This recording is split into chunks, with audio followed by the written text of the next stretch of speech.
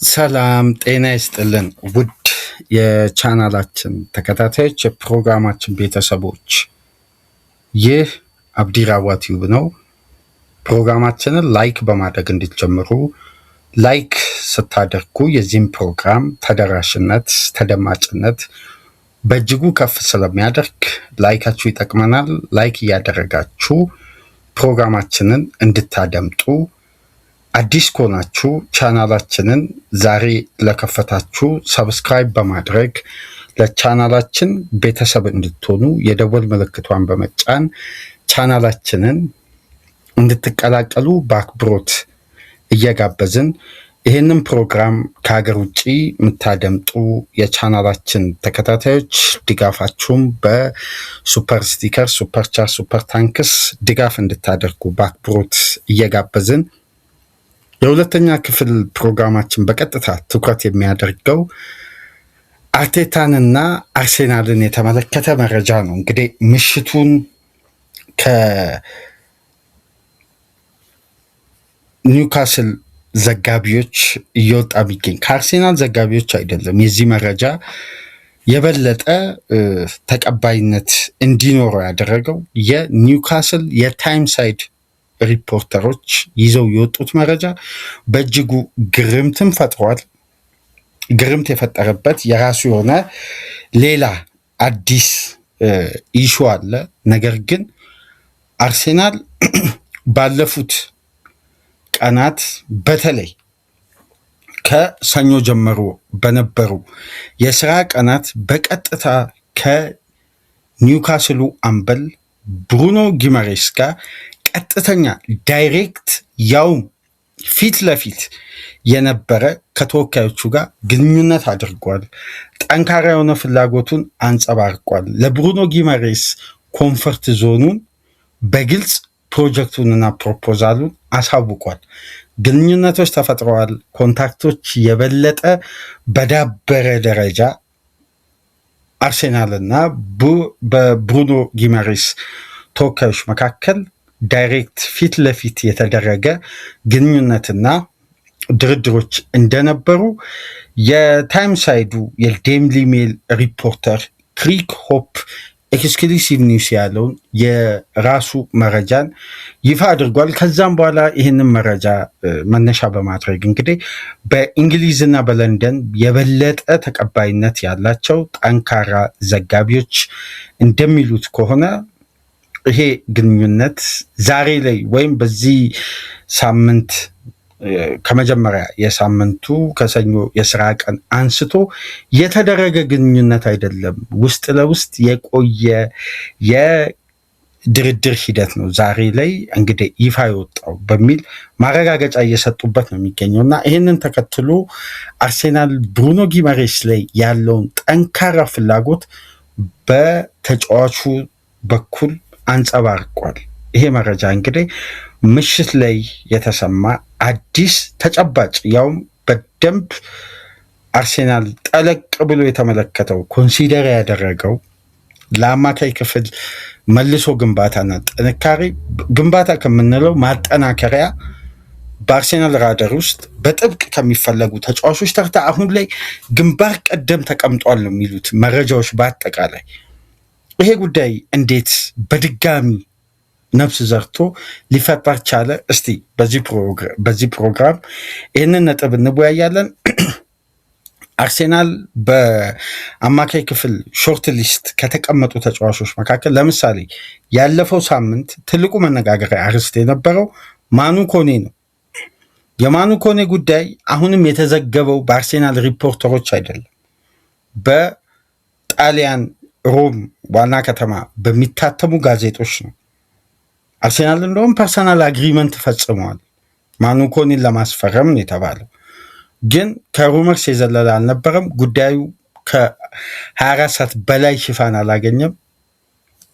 ቶሎ ይሄ መረጃ ሰፍቶ ወይም በዳበረ መልኩ በሚዲያ ደረጃ አልተዘገበም። ወዲያው ነው አርሴናል በተለይ በነ ፋብሪዚዮ እንደሚሉት ከሆነ እዛው እንግሊዝ ውስጥ ካሉ ተጫዋቾች ጋር የበለጠና አዩብ ባውዲ ላይ ያለው ፍላጎት ጠንካራ ነው በሚል አፕዴት ስለተሰጠ የማኑ ኮኔ ጉዳይ ብዙም ዴቨሎፕ ሂስቶሪ አልነበረውም።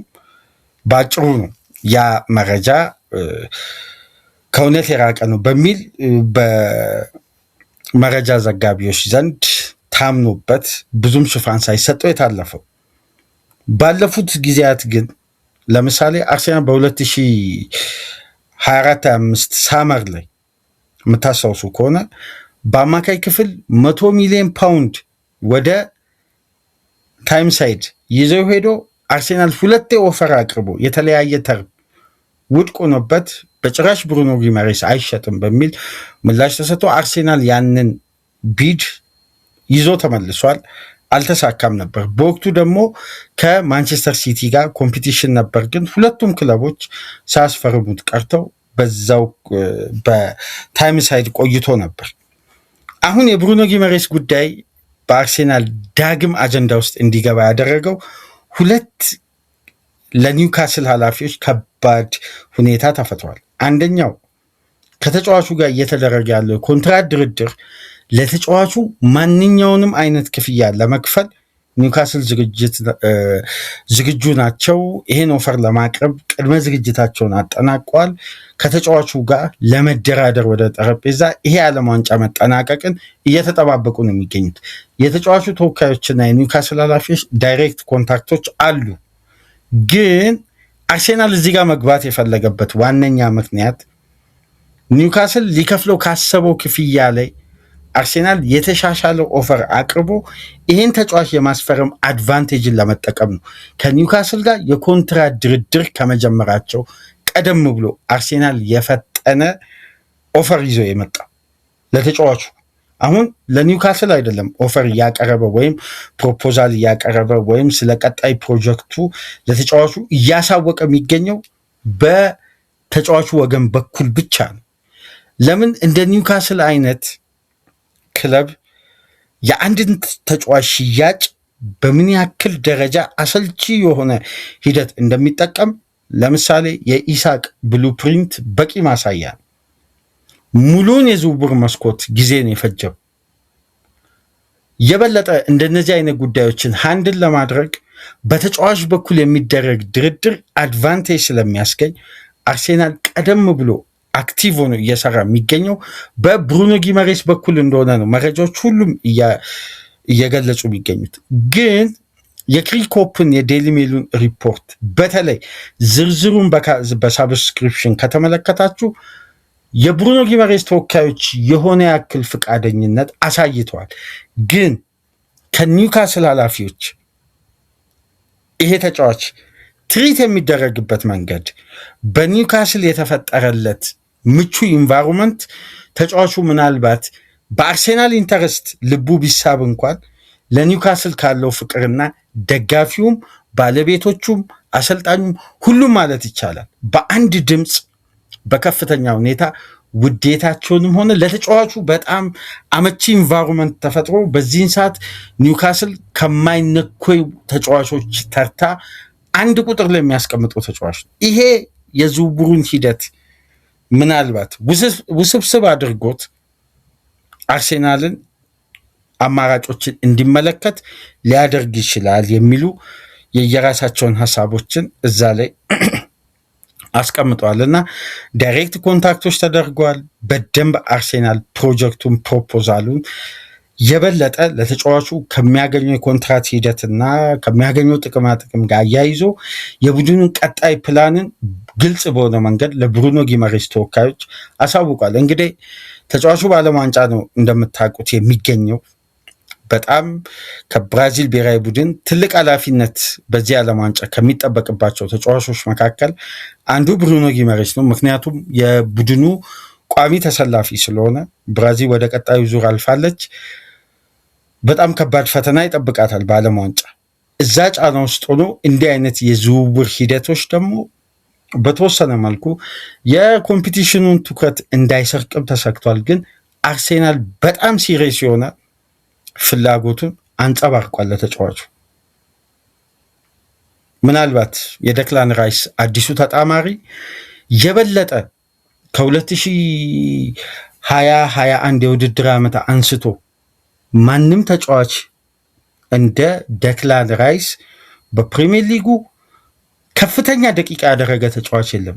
ይህን ምናልባት ባለፉት ቀናት በደንብ ከተመለከታችሁ ራይስ ከእንግሊዝ ብሔራዊ ቡድን የመጨረሻ ጨዋታውን ከጋና ጋር ካደረገች በኋላ ሲወጣ ባቱ ላይ ጉዳት አስተናግዶ የተለያዩ የሕክምና ማቴሪያሎች እግሩን ፕሮቴክት ለማድረግ እግሮቹ ላይ የተደረጉ አንዳንድ ባንዴጆች ምናምን ተመልክተን ነበር በተንቀሳቃሽ ምሽት እና በጣም ኦቨርሎዱ በስቶበታል የሚሉ ተንታኞች በስተዋል እና ይሄ ተጫዋችን ቀጣይ ዓመት ለመገልገል አርቴታ አስተማማኝ ባካፕም እንዲሁም የበለጠ የተጫዋቹን የሜዳ ውስጥ ሎድን በተመሳሳይ ሁኔታ በተለይ ፊዚካሊ የአርሴናል የአማካይ ክፍል ዶሚኔት የሚያደርጋቸው በርካታ ጨዋታዎች እንዳሉ እናውቃለን።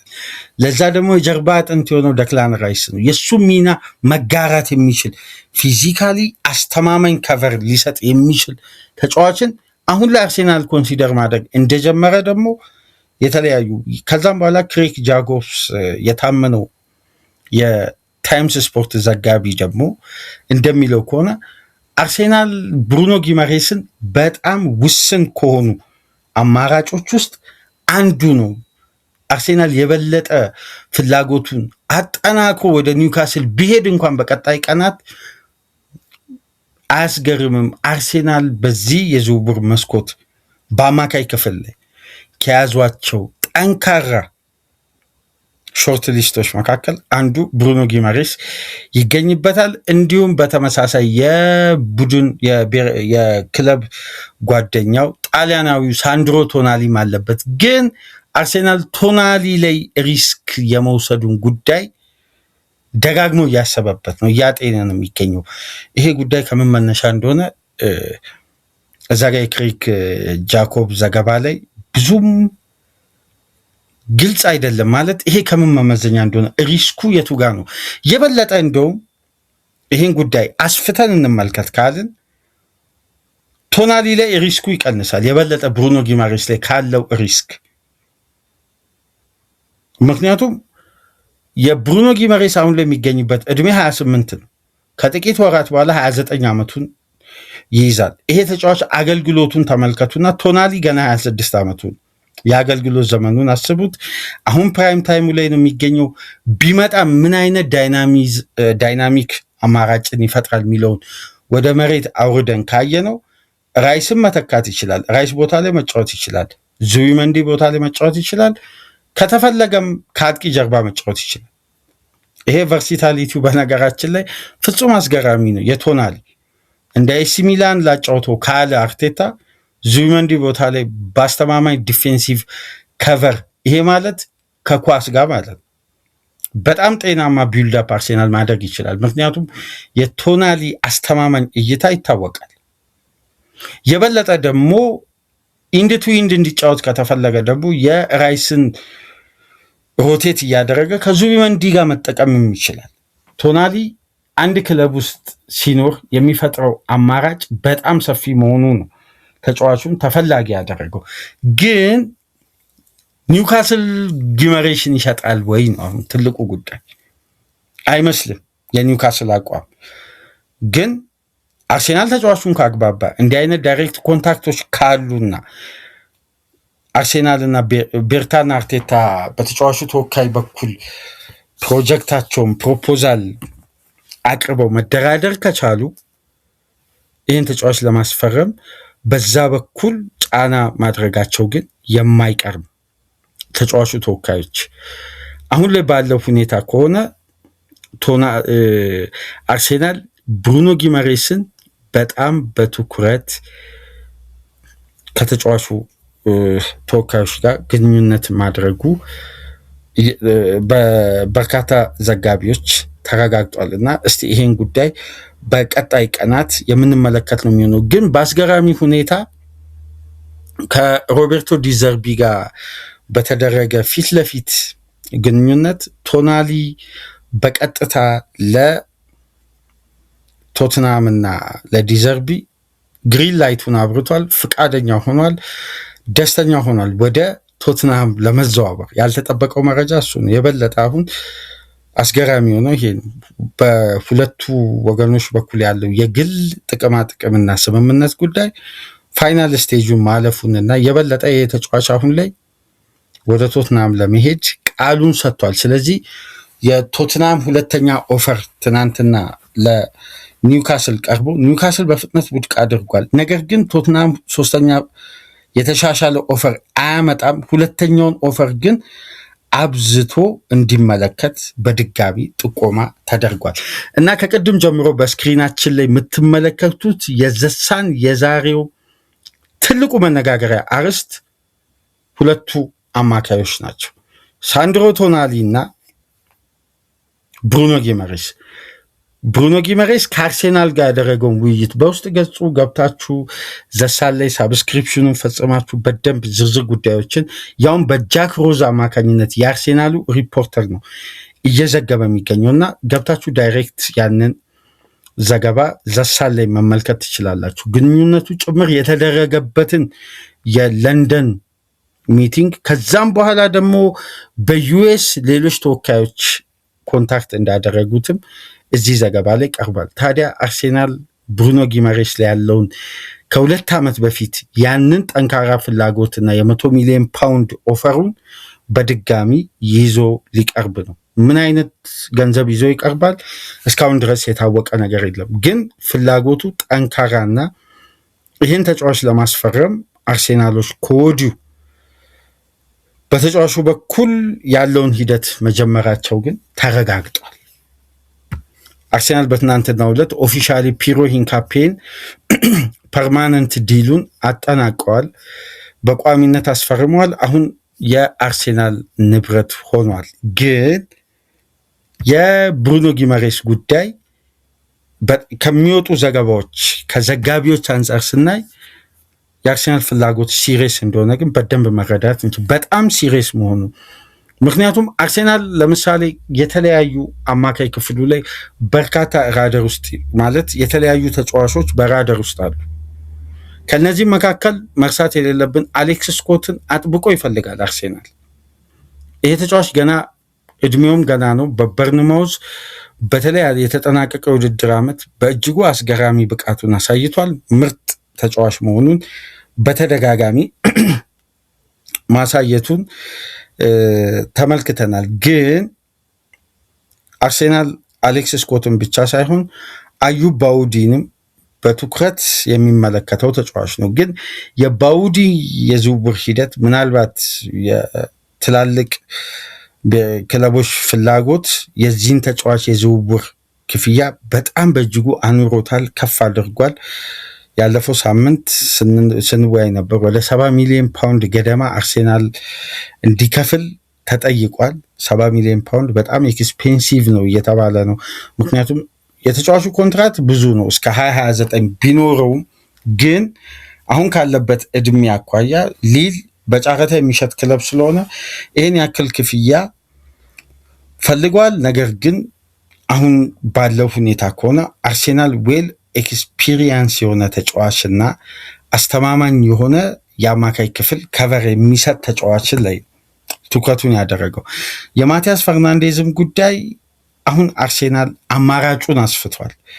በደንብ በቅርብ ዓመት ውስጥ ልብ ብላችሁ የምትመለከቱ ከሆነ በተለይ ቤርታ ከመጣ በኋላ ካለፈው ሳመር አንስቶ አርሴናል ከተለያዩ ተጫዋቾች ጋር በግል ሂደቱን አንድ ስቴፕ ካገፋ በኋላ የመጨረሻ ውሳኔው ላይ ነው ዳይሬክት ሂደቶች የሚጀምረው እና ያለፈው ሳምንት ከኮኔ ጋር ከዛም በፊት ማቲያስ ፈርናንዴዝ ከዛም በኋላ እና አዩብ ባውዲ ነበር። አሁን የብሩኖ ጊመሬስ ጉዳይ ግን አርሴናል ፍላጎት አለው አይደለም፣ ኮንታክት ተጀምሯል። በማን በኩል? በተጫዋቹ በኩል። በቀጣይ ቀናት እንግዲህ እስቲ ጉዳዩን በደንብ የምንመለከት ነው የሚሆነው። በርካታ የዝውውር ዘጋቢዎች ይዘው የሚወጡትን ጉዳይ ተከታትለን አፕዴት የምናደርጋችሁ ነው የሚሆነው። ግን አርሴናል እዚህ ተጫዋች ላይ ያለው ፍላጎት ሲሪየስ መሆኑ ተገልጿል። ቶናሊን ባይሆን አርሴናል እዚህ ተጫዋች ላይ ያለው ፍላጎት ይታወቃል። ግን አርሴናል እንደ ቶትናምም እንደ ሌሎች ክለቦችም ኦፊሻል ኦፈሮች የማቅረብ ሂደት አልጀመረም። ግን እኔ እዚህ ጋር በዚህ አጋጣሚ አንድ ሀሳብ ለማንሳት ያክል ሲቲ ኤሌት አንደርሰንን በፍጥነት ማጠናቀቁ ሳንድሮ ቶናሊ ላይ ከቶትናም የተሻለ ኦፈር አቅርቦ ቶናሊን ከአርሴናል እንዳይነጥቅ በግሌ አንዳንድ ሁኔታዎች ያሰጋሉ። ምክንያቱም ያለፈው ሳምንት አስታውሱ እንደሆነ የኤሌት አንደርሰንን ቀጣይ ስራ ቀናት አጠናቀው ፋብሪዚዮ ሲል ነበር ከሰማችሁ፣ በቀጥታ ቶናሊ ላይ ማተኮር ይፈልጋል ማንቸስተር ሲቲ። ለዛ ነው ቶትናም በፍጥነት በቀናት ልዩነት ሁለተኛው ኦፈርም ይዞ የመጣው የሲቲ አቋም ቶናሊ ላይ ጠንካራ ስለሆነ። ስለዚህ አርሴናል በእድሜም በአስተማማኝነትም በዘላቂነት ለመገልገል ከጊመሬስ ቶናሊ አይሻልም ብላችሁ ታስባላችሁ? እስቲ ይሄን ጉዳይ በኮሜንት መስጫ ሀሳባችሁን አስቀምጡ። ቴክኒካሊም ታክቲካሊም ካለው አገልግሎትና አሁን ከሚገኝበት እድሜ አርሴናል ሪስክ ያለው ጉዳይ ጊመሬስ ላይ ሊወስድ ይችላል። 28 ዓመቱ ነው። ከጥቂት ወራት በኋላ 29 ዓመቱን ይይዛል። አገልግሎቱ ከ2 ዓመት በዘለለ ከ3 ዓመት በዘለለ ይሆናል ተብሎ አይጠበቅም። ግን የቶናሊ አገልግሎትና በተለይ የሚና ጉዳይን ከተመለከትን እንግዲህ እስቲ የእናንተ ሀሳብ አስተያየትም በኮሜንት መስጫ ላይ አስቀምጡ። ግን ጊመሬስ ላይ አርሴናል የዳበረ ፍላጎት አለው። ይሄ ጉዳይ ነው እንግዲህ በትናንትናው ምሽት ኤክስክሉሲቭ ኒውስ ብሎ ክሪክ ሆፕ መረጃውን ይዞ መውጣት የቻለው። ከተመቻችሁ ላይክ አድርጉ። ላይክ ስታደርጉ ተደራሽነቱን ተደማጭነቱን ከፍ ያደርጋል። ላይካችሁ ይጠቅመናል። ላይክ አድርጉ። አዲስ ከሆናችሁ ሳብስክራይብ እያደረጋችሁ ቻናላችንን ተቀላቀሉ። ከሀገር ውጭ የምታደምጡ ድጋፍ አድርጉ። በኤሌት አንደርሰን ጉዳይ ተመልሰን እንመጣለን። ሰላም ቆዩ።